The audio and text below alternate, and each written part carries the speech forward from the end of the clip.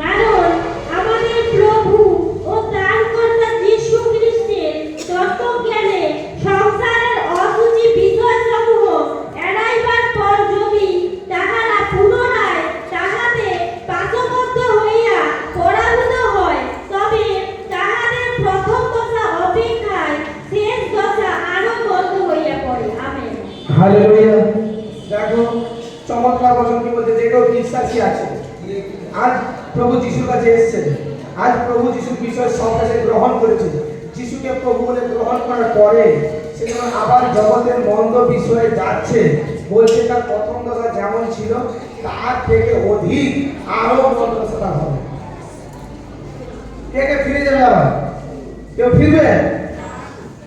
Bible বলছে কারণ আমাদের প্রভু ও ত্রাণকর্তা যীশু খ্রিস্টের তত্ত্বাবধানে সংসারের অসুচি বিষয় সমূহ এড়াইবার পর যদি তাহারা পুনরায় তাহাতে পাশবদ্ধ হইয়া পরাভূত হয়, তবে তাহাদের প্রথম দশা অপেক্ষা শেষ দশা আরো মন্দ হইয়া পড়ে।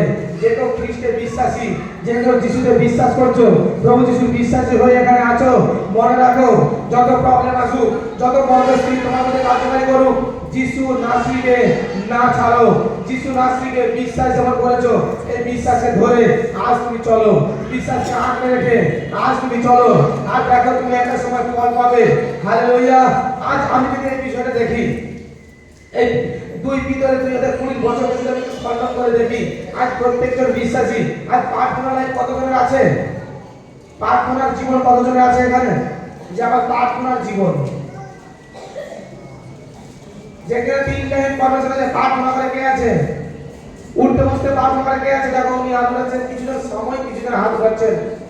দেখো আজ আচ্ছা প্রত্যেকজন তোমরা বাড়িতে ছোট ছোট চারা গাছ লাগিয়েছো তো? কতজন লাগিয়েছো? আচ্ছা ওই গাছ, ধরো তুমি একটা আম গাছ লাগিয়েছো, ওই গাছটাকে তুমি ছোট করে যত্ন করেছিলে তো? কেন? ফল পাওয়ার আশায় তো। আচ্ছা তুমি যে পরিশ্রম করেছো, তুমি কি ফল পাওনি? পেয়েছো। আজ তুমি যদি দেখে একটা মজার ঘটনা তোমাদেরকে আমি তুলে বলি। একজন ব্যক্তি পরমেশ্বরকে প্রশ্ন করতেছে, আজ কারণ দিচ্ছে তুলে বলছি, মনে পড়ছে। একজন পরমেশ্বরকে প্রশ্ন করতেছে, প্রভু আম গাছ তো এত বড়, এর ফলগুলো তো ছোট কেন? আচ্ছা বইটার গাছটা এত ছোট, হ্যাঁ ফল এত বড় কেন? পরমেশ্বর এ তোমার কি বিচার? এই বিচার তো ঠিক না। একটা গাছ এত বড় আর তার ফলটা এই ছোট ছোট। একটা গাছ ব্যক্তি আছে যেটা বাচ্চারা বেশি, তার ফল ইয়া বড়। পরমেশ্বর ঠিক আছে, সঠিক সময় আমি উত্তর দেবো। পরমেশ্বর আম গাছটাকে আম গাছের গোড়াতে নিয়ে গেছে, বসেছে, ঠিক আম একটা কাল মাথাতে পড়েছে। যখনই মাথাতে পড়ছে, মাথা ধরে নিয়ে বসেছে কিছুক্ষণ, ভাবছে একটা কথা, যদি এটা বইটা হতো কি হতো? পরমেশ্বরের ঠিক বুদ্ধি আছে, এটা যদি বইটা কি হতো, মাথা ফেটে যেত। একটু বিশ্রাম পাওয়ার জন্য হয়েছে, একটা ছোট আম করেছে, এমন কিছু হয়নি।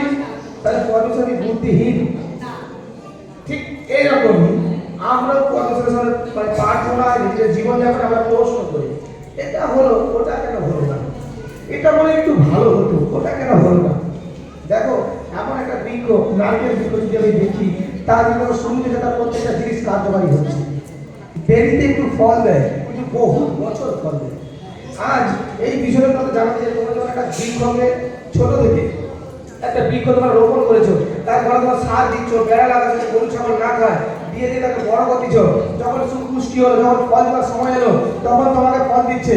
সেই ফল তুমি, তোমার ছেলে, তোমার পুত্রবধূ, তোমার নাতি নাতনি, তোমরা সবাই মিলে একত্র করতেছ। ঠিক সেম জিনিস তোমরা যখন প্রার্থনাতে বসতেছ, তোমরা একটা বীজকে তখন ওখানে লাগাচ্ছ, একটা বৃক্ষকে ওখানে লাগাচ্ছ। যখন দিন প্রতিদিন তোমরা প্রার্থনা করছো, মনে রাখো তোমার প্রার্থনার গাছ কিন্তু দিন দিন বাড়ছে, দিন দিন বাড়ছে। আর তোমার গাছ যখন বড় হবে, তখন কিন্তু তোমাকে ফল দেবে।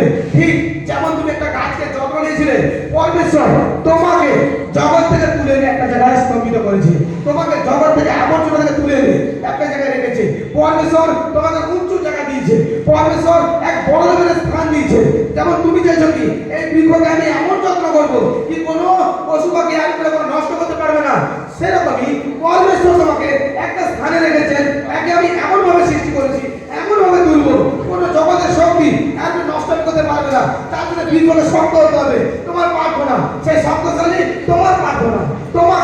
সেই প্রার্থনা পরমেশ্বরের কাছে চুপ করে থাকতে হবে, বিশ্বাসের সঙ্গে অপেক্ষা করতে হবে।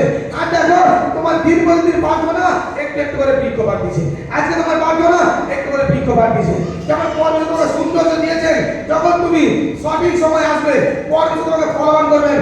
আমি তোমাদের সত্য বলছি, সেই ফল তোমাকে এখানে জীবিত থাকাকালীন পরমেশ্বর দেবেন।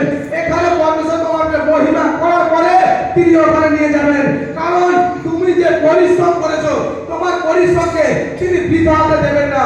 তুমি যে যিশুর নামকে ডাকতেছো, আর যত মানুষ তোমাকে নিন্দা করতেছে, পরমেশ্বর তাদের চোখে আঙুল দিয়ে তোমাকে দেখিয়ে দেবেন কি যে আমার সন্তান হয়।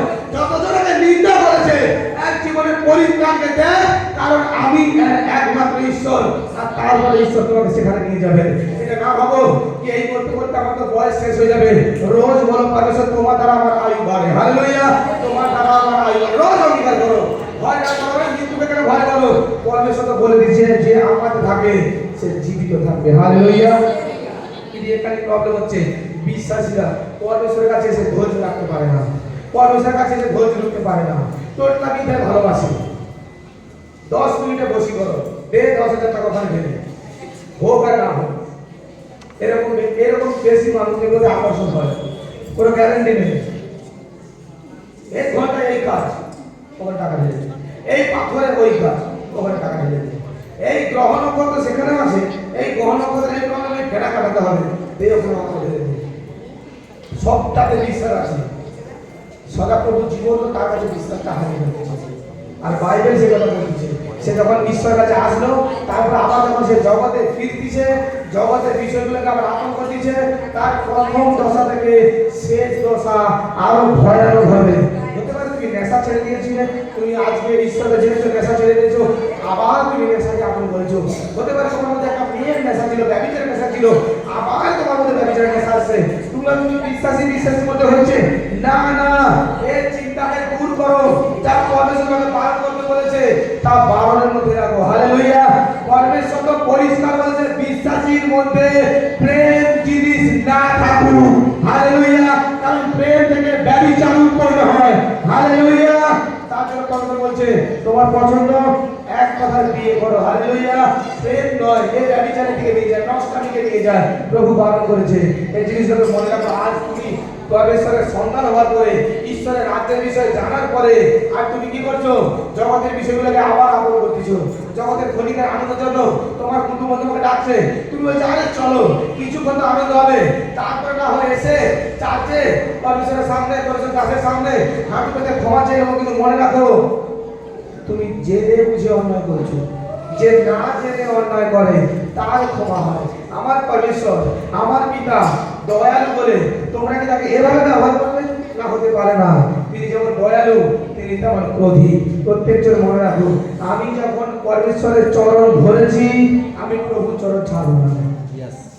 অঙ্গীকারে কি দিয়ে করে বলো, বাবা তোমার চরণ যখন আমি ধরেছি, যতক্ষণ না পরিত্রাণ পাই তোমার চরণ আমি ধরবো, তোমার চরণ আমি ছাড়বো না, কখনো নয়, কোনো মতে নয়। প্রভু আমি জানি তোমার বচনে লেখা আছে যে আমার কাছে আসে তাকে কেউ আমার থেকে কেড়ে নিতে পারে না।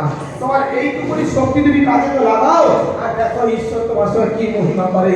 এইটুকুনি বিশ্বাসকে তো কাজে লাগাও, দেখো ঈশ্বর তোমার সঙ্গে কি মহিমা করে। কিন্তু এখানে বিশ্বাসটা কি করে? এখান থেকে বেরিয়ে আসছে, ধৈর্য হচ্ছে না, তাহলে ধৈর্য নেই, কন্ট্রোল হারিয়ে ফেলছে, দিয়ে সে মন্দতার মধ্যে আবার ফিরে যাচ্ছে, দিয়ে একটা সময় হাই করে, যেটা আমার কেন হলো। মনে রাখো, সব মানুষ তোমাকে ছেড়ে চলে যাবে, জীবনটা ঈশ্বর কখনো তোমাকে ছাড়বেন না, তিনি তোমার হস্তে ধরে থাকবেন। আমি কিছু আগে একটা শান্তি দিয়েছিলাম না, কি একজন যুবক ঈশ্বর বিশ্বাসী ছিল, সে যখন মারা যাচ্ছে এইটুকুনি লিখে দিয়েছে যিশু সত্য। কারণ সে যখন মারা যাচ্ছে শেষ দর্শন সে দেখেছে যিশু দাঁড়িয়েছে তার সামনে। আর বাইবেলে এটা লেখা আছে যে কেউ ঈশ্বরকে সচক্ষে দেখে সে আর জীবিত থাকে না। আর সেই যুবক যখন লাস্ট টাইম করে তার নিঃশ্বাস জায়গা ভাব, তখন যিশুকে দেখে তার কাগজ কলমে লিখে দিয়ে গেছে যিশু সত্য, হালেলুয়া। তোমাদের মধ্যে সেই বিশ্বাসকে তোমরা স্থাপন করা, কত বিশ্বাসকে তার মধ্যে আরো জাগাচ্ছে যে আমি আজ থেকে আরো ধৈর্যশীল ব্যক্তি হবো, আজ থেকে আমি বেশ একটা বিশ্বাসী দেখাবো, আজ থেকে আমি পরমেশ্বরের ধার্মিক চলে দেখাবো। কতজন আজকে অঙ্গীকার করছে, কতজন আজকে বিশ্বাস করতেছে এই বচন আমার জন্য ছিল, আমার কাজ দুর্বল হলে হবে না। আমি প্রত্যেক সপ্তাহে আসবো, আমি প্রত্যেক সপ্তাহে পরমেশ্বরের রাজ্যকে ঘোষণা করে প্রচার করবো। আমার যাই হয়ে যাক, যিশুর চরণ আমি আজ থেকে আর ছাড়বো না। হালেলুয়া। প্রত্যেকটা প্রভুর কাছে অঙ্গীকার কর, কি পরমেশ্বর যেন তোদেরকে সঠিক রাস্তা দেখিয়ে দেয়। দেখো